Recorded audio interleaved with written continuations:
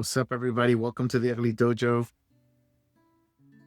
Welcome. My name is Esteban, and I am the host of the Ugly Dojo. And Ugly Dojo stands for Unleash Your Greatness and Love Yourself. It is an acronym that I use, and the story is simple. We're all in this journey together. We're all in this planet going through experiences. And no one here, in my opinion, no one on planet Earth is not going to have a painful moment in time, right? I think everyone is going to go through heartbreak, difficulty, challenges, and they're going to have to figure out a way to learn and grow as they navigate their lives, right? So here's my story, and this is how the Ugly Dojo came to be. So the Ugly Dojo came to be because of a heartbreak. A couple of heartbreaks. It wasn't just one heartbreak. It was a broken heart, right? It was born out of a broken heart. And my friend used to say, we tend to become the wounded healers, right? From our wounds comes our healing, and then we become the wounded healers, right? So the story goes like this. When I was young, I was going to take over the family business. Family business was a martial arts dojo, martial arts school.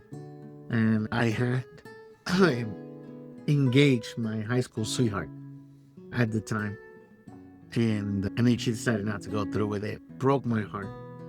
Took me on a crazy spin. My heart was broken, and I wanted to find meaning and purpose in my life. So what I did was I started to read. I went to books to look for help. And a lot of the reading that I was doing was self-help books. That's really what I gravitated to. Back then, Barnes & Nobles was very popular, and people would gather and get their information from libraries or places like Barnes & Nobles. Barnes & Nobles still exists, and people still go and do it, but it's not as common as what it used to be when I was going through this experience. And at the time, I was probably in my 20s, early 20s, and what happened was I had a heartbreak, and I didn't know what to do. Somebody handed me a book, and I just went with one of those books recommendation. And that book led me to a place in the mountains of Montana. And I ended up in this place in the mountains. And by the way, I'm from Puerto Rico. So I'm some island boy, right? Like, I'm from the island of Puerto Rico, and I ended up in the mountains of Montana in December, super cold. And I'm in my 20s. I don't know much about life or travel or anything. And now I'm in the mountains in the middle of nowhere. I came back from the mountains, and I was just looking for meaning in my life. I was looking for healing, spiritual meaning. I was looking for answers because I didn't understand, how could someone that you give your heart to, how could they just break up with you? It was so confusing to me because I really honestly at that young age thought I was in love with this person. And the reality of that situation was that I was just a people pleaser, right? I was somebody that didn't understand boundary setting. I didn't understand a lot of things. One of those things being setting boundaries, and other things was having a backbone, right? Saying no. I didn't understand how to do that back then. So I thought that in order to receive love from a partner, you would have to please them and do everything they said, basically, that you couldn't go against them. And I learned that from the environment that I grew up in, because I saw that's how people did it, right? That's how, not to get too much detail on how I learned it, but we all learn our habits, our codependent habits, when we're young. And by the way, shout out to my parents, because I know they did a great job. They did the best they could with the knowledge and the information they had. And I love my parents. But as you grow up and you go back and revisit your history, you're going to notice some things. And you're going to notice the stories that you learn to tell yourself. And the stories that I told myself were not empowering stories. These were stories that got me in situations where, okay, great. So I just got a notification there. But it was a story that I told myself that got me into a situation where I basically became a people pleaser. And I had to change that story. So I got back from the mountains of Montana, and I came back, and I was committed to go back to that place. And I decided, nope, not going to do it. Not going to go back to that place because I read a book that kind of stopped me from doing it. And at that moment in time, I was like, man, what am I going to do now? What am I going to do now? And I didn't know what I was going to do with my life. I was young. I was in my 20s. The person I was supposed to marry said no to the engagement, returned the ring to me. And I was like, I was stuck like Chuck, right? I didn't know what to do.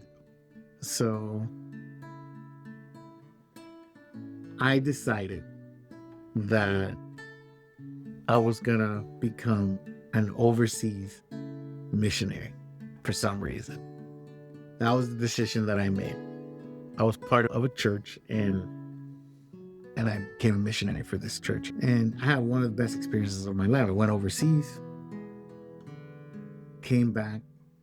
I spent about a year in South Korea. I don't know if any of you ever been to South Korea, but it's a cool spot. And I really enjoyed my time there.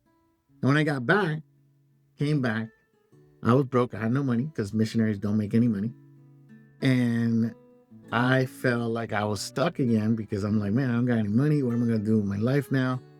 And I met somebody that was also a missionary. And pretty much I just fell head over heels. But remember that thing that I told you about, the codependency wasn't gone, right? I still didn't know how to set boundaries. I still didn't know how to have a backbone. I still didn't know how to do all those things, how to say no. I was chronic people pleaser. So I don't know if you relate, but chronic people pleasers probably have gone through a lot of relationships to discover that they need to stop this toxic situation. I ended up meeting at the time someone who became my wife. And this is who I have a daughter with. And I spent 7 years literally pleasing this person, doing whatever they said. If they say jump, I say how high. If they say, I don't like it here, I want to go somewhere else, I go, where do you want to go? I'll figure it out. Whatever this person wanted, I was like their personal genie. Your wish is my command. And that's how I treated that relationship. And for those of you men out there that think that this is what makes women happy, nothing can be further from the truth. This is not what makes women. You being somebody's personal genie, right? When they say something to you, and then you go out there and do whatever they say, and you make all of their wishes and desires come through, what it communicates to them is that you don't value yourself. If you never say no to this person, if you are people pleasing this person day in, day out, they lose respect for you because they know that you're just a yes man or yes woman.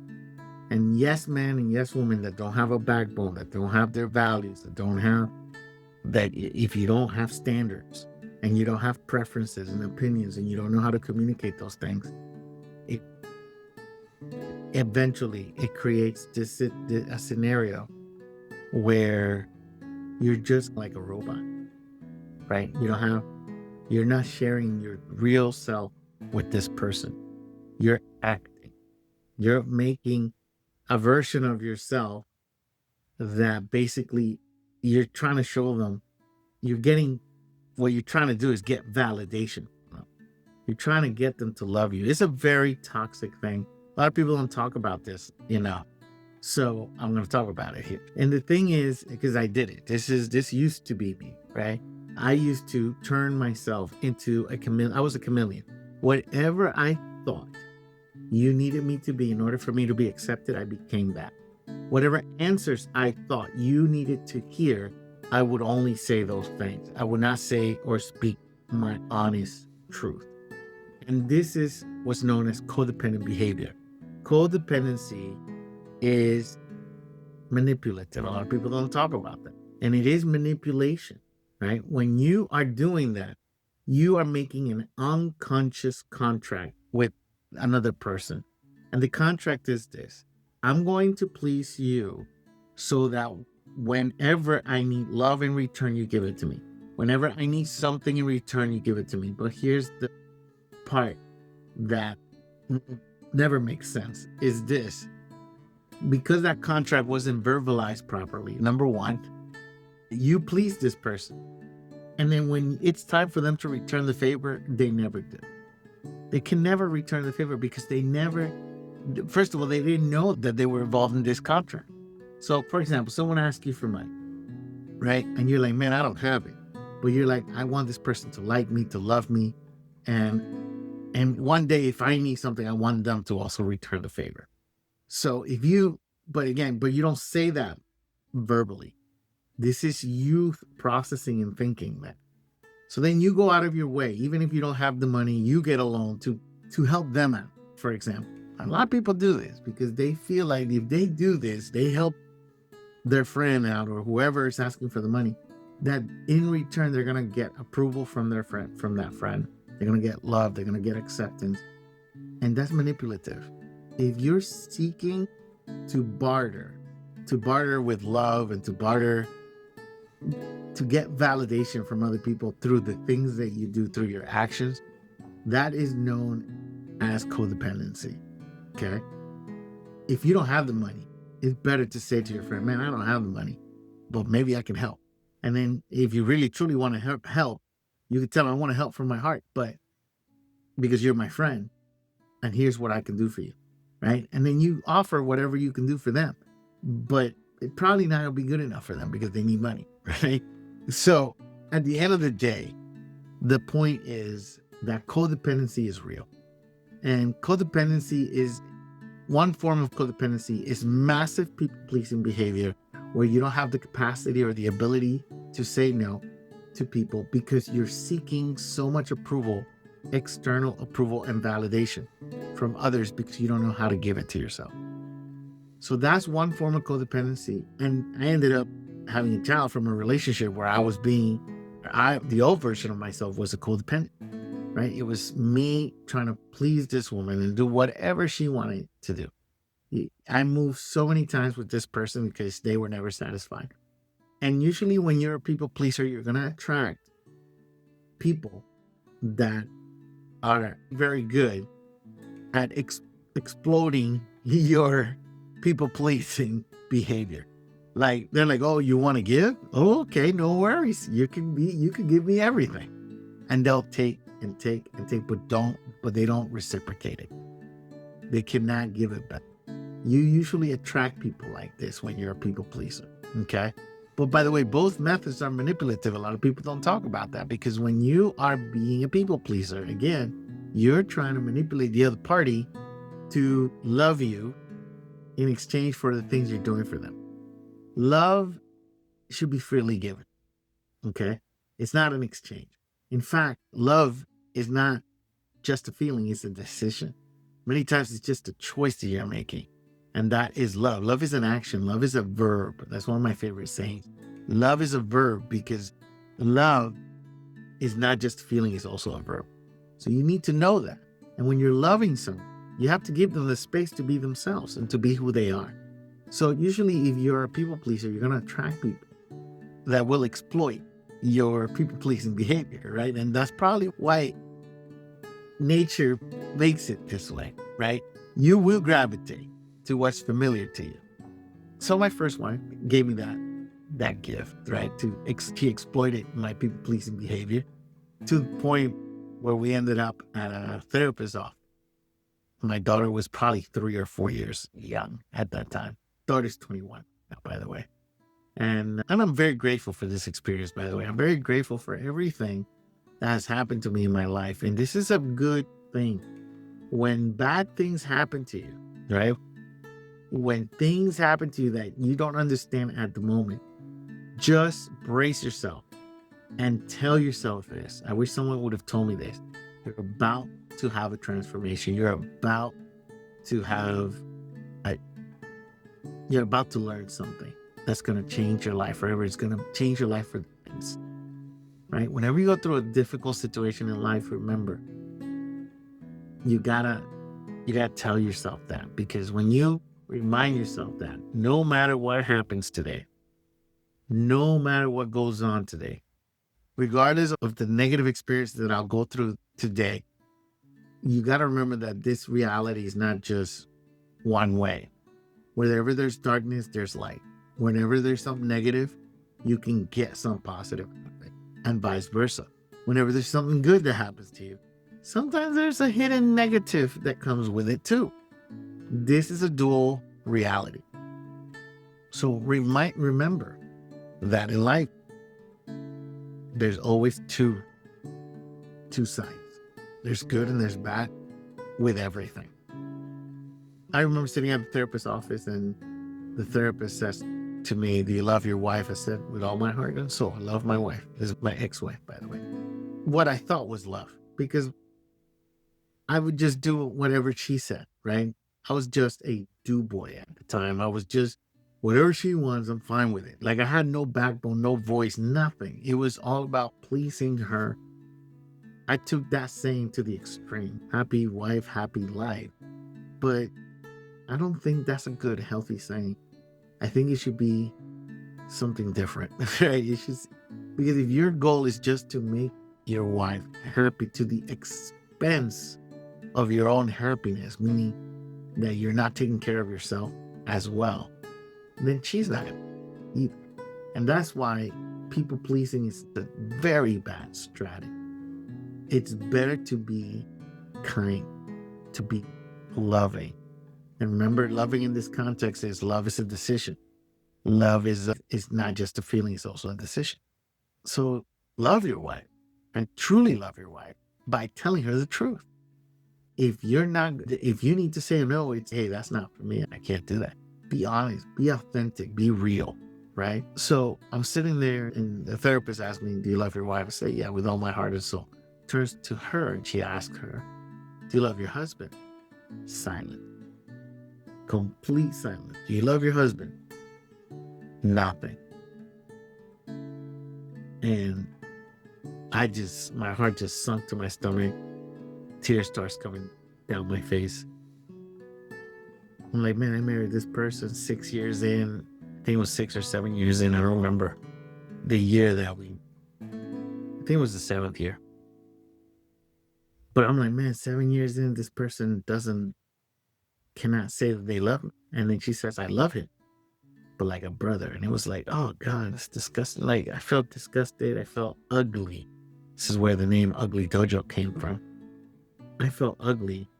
And she says, "I see what's going on here," the therapist. "I want to speak to each of you individually."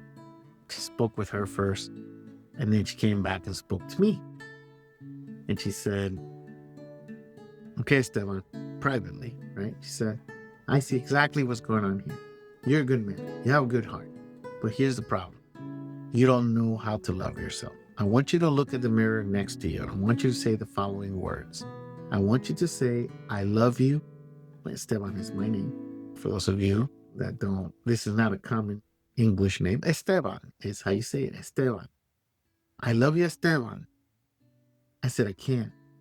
I said, "How can I love myself if my wife doesn't love me and my marriage is falling apart?" Therapist answers and says, "Because if you don't love yourself, she will never love you, and no one else will ever love you."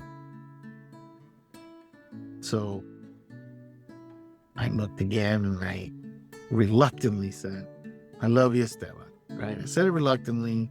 I didn't feel anything. And she says, "I want you to practice saying that in the mirror every single day. Every day, I want you to go and say that. Say, 'I love you, Esteban.'" So I did.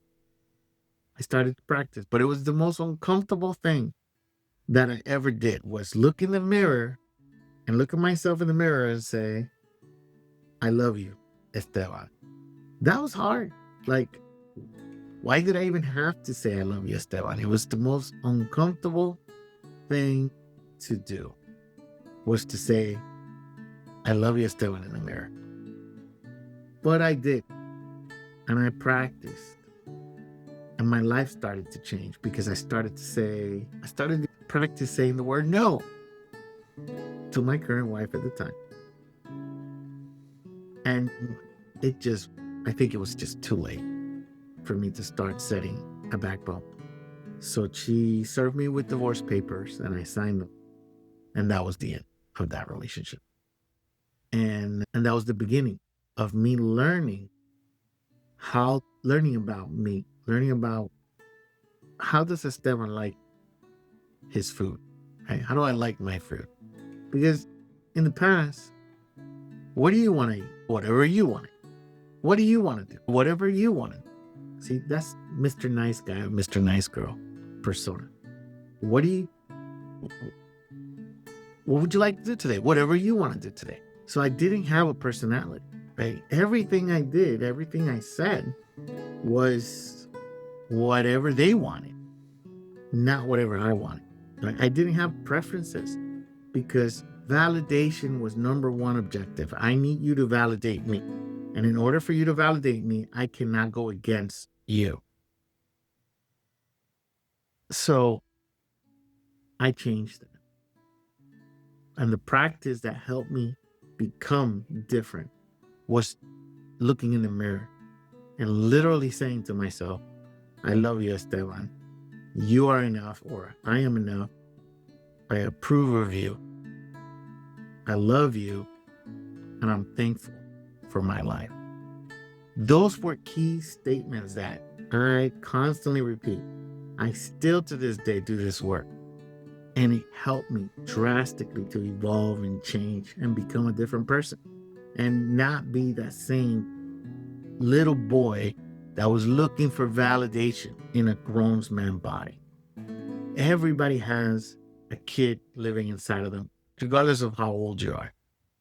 And you need to learn to validate yourself. And one of the best ways that I know that you can learn to validate yourself without seeking approval upon others. How do you break that habit? How do you break the pattern? You have to learn to trust yourself. And how do you trust yourself? Is by saying you're going to do something and then showing yourself and doing. When you do the thing you said you're going to do, and you consistently trust your own word with yourself, something starts to change inside of you. You start to trust yourself. And when you trust yourself, you stop looking for validation outside of yourself because you can give it to yourself. And that's what was missing in my childhood. And it wasn't that my parents did that on purpose. They just didn't know any better. Nobody helped them and did it to them. So they did it to me. They did whatever they did. They probably did better and didn't do as bad as what happened to them. But I still didn't receive that communication from my family at a young age where I needed to learn to validate myself. I looked for validation from my father specifically. I wanted him to validate, and he never did, right? And that's why when I became an adult, this little boy that still lives inside of my heart, my mind, was looking for validation on others.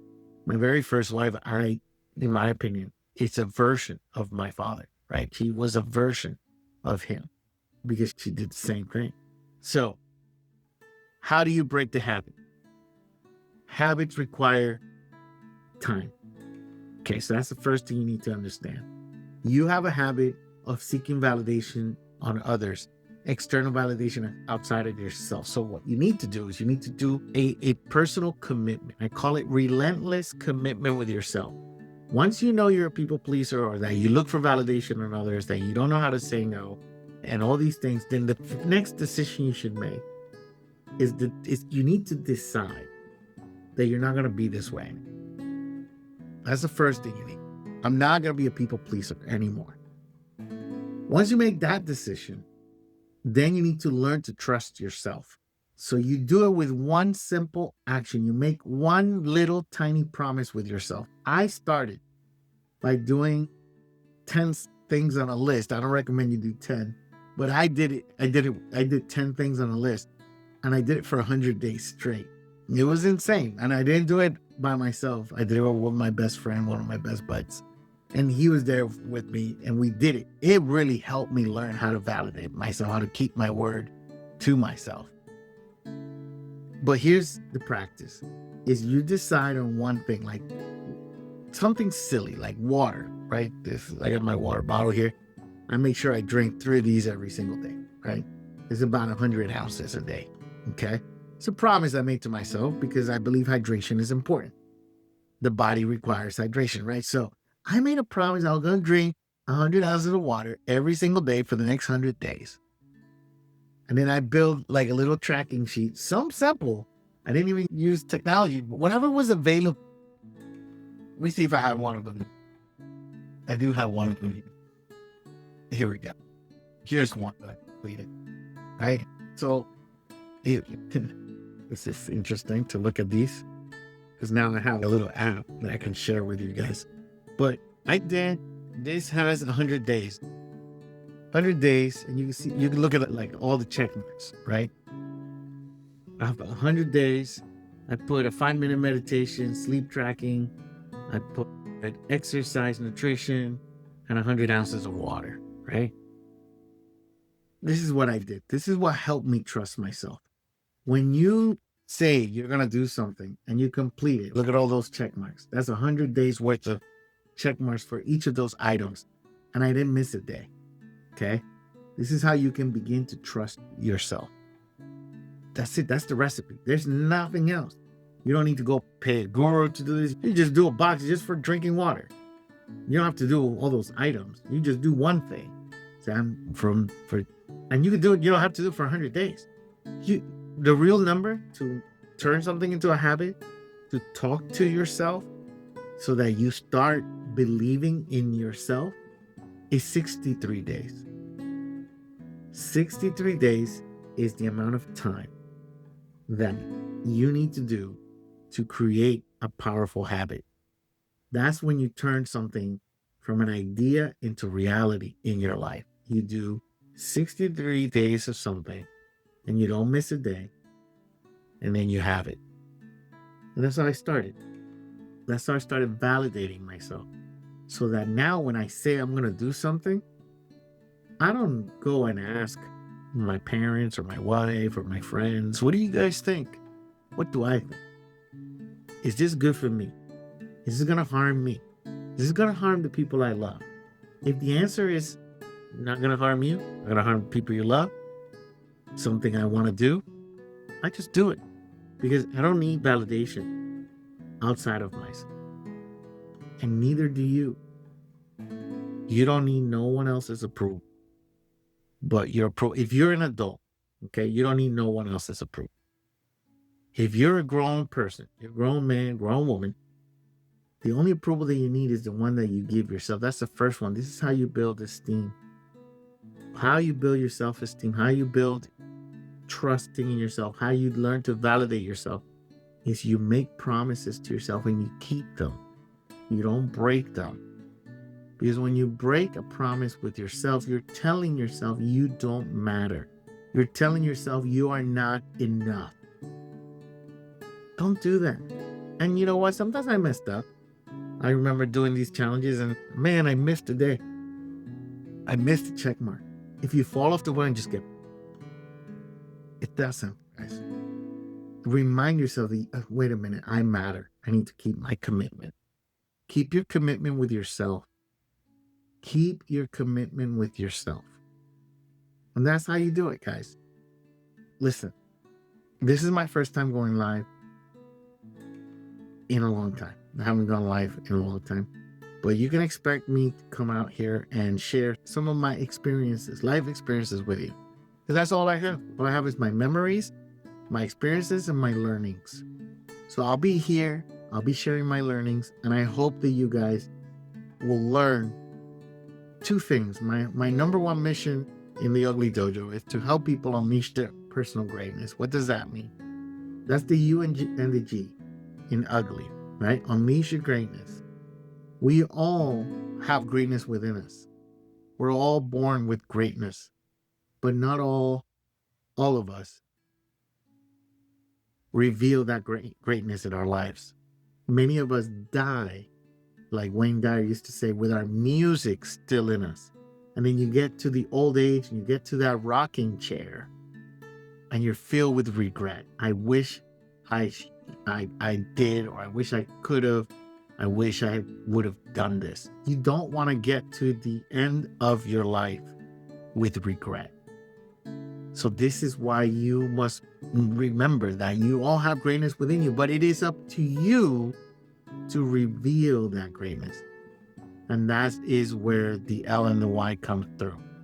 You need to, so unleash your greatness. That's your duty and responsibility.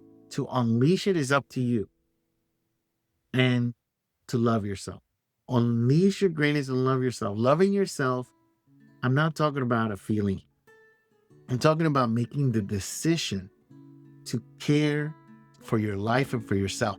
Loving yourself is so vital, especially if you want to love others. If you have a wife, if you have kids, if you have a family that you care about dearly, then you need to hurry up and learn to love yourself so you can give them real love. And real love can only come from someone that knows how to love. And how do you love yourself? It's not selfish love. I'm not talking about going to the spa day, getting your nails done, or getting a massage. That's not, some pampering could be a form of self-love. But I'm talking about living in harmony with your body, mind, and spirit. Okay, that's what I'm talking about when I say love yourself. Is to live in harmony with your mind, body, and soul. Okay? So to love yourself requires that you respect the laws of your body. And I'm going to be the first to say it, right? I struggle with my weight. I struggle with my weight, a skinny dude, right?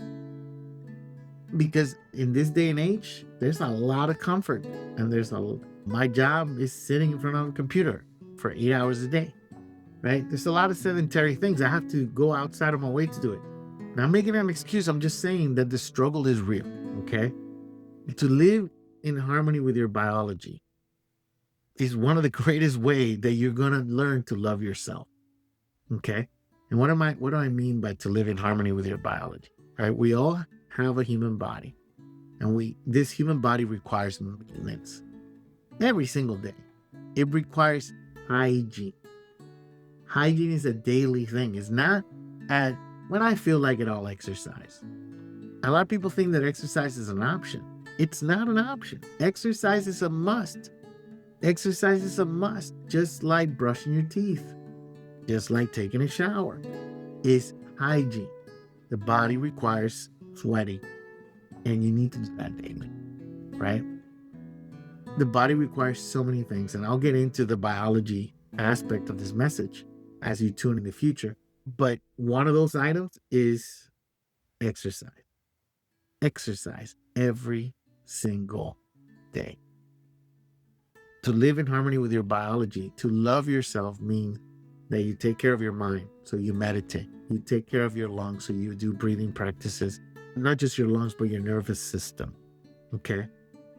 So that you hydrate. Body requires hydration. That's loving yourself. It's loving your body, loving the machine that you're in, right? The body requires exercise. The body requires sleep. The body requires proper nutrition. The body requires hydration, nutrition. I think I'm missing one.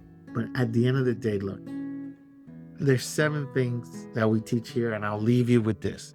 7 things that we teach here at the Ugly Dojo. Meditation or prayer. That could be the same. The second one is breathing. The third one is sleep tracking. The fourth one is gratitude.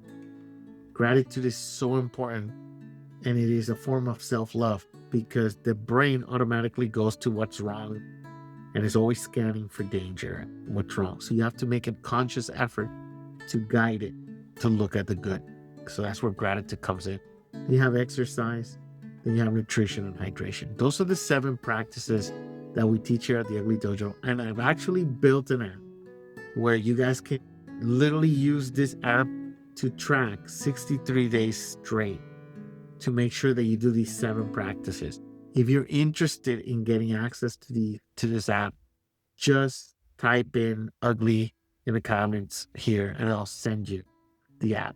Absolutely free will be my gift to you, so you can use it, and start loving yourself. So unleash your greatness and love yourself. Those are the two core thought. That's what makes this program. That's why I built this app, is because loving yourself is key if you're gonna live a life that's healthy, a life that is worth living, where you're getting true life satisfaction from life, where you're not feeling depressed and lack of meaning in your life. So with that said, guys, I want to leave you with this. We are all in this journey together. So journey well and stay curious. And if you like anything that I said today, go ahead and hit that follow button and follow me. And I'll continue to share my stories, my knowledge, my wisdom with all of you.